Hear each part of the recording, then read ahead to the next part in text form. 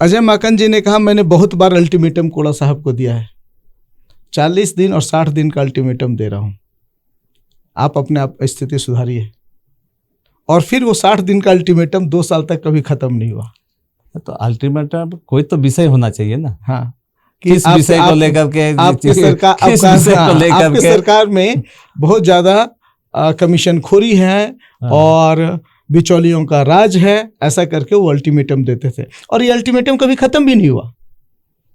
क्या ये दबाव, अब सवाल ये है, क्या ये दबाव बनाने की राजनीति थी या उनकी भी मंशा कुछ और थी जिसमें व्यक्तिगत कुछ इच्छा उनकी पूर्ण हो रही थी?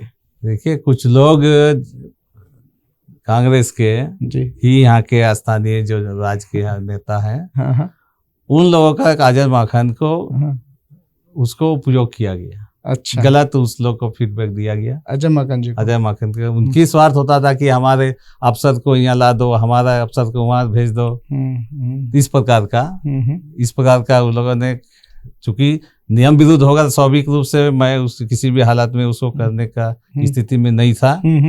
और इस नाते कभी कभी आते थे, कई एक बार आए, अपना अजय माकन जी आते थे, उसके पार्टी के कार्यकर्ताओं के साथ में आते थे, तो दबाव बनाने की कोशिश करते रहे हैं और उस दबाव में कुछ नियम विरुद्ध भी काम होता था। तो हम, स्वाभाविक है कि हम लोग, अपना नेचर में ही नहीं है कि हम उस प्रकार दबाव में आकर के हम कोई गलत काम करे या नियम के विरुद्ध काम करे। यही वजह है कि थोड़ा सा अलायंस में इस प्रकार का थोड़ा सा प्रेशर टैक्टिक्स, दबाव की राजनीति जिसको कहा जाता है, बनाने का प्रयास करते हैं।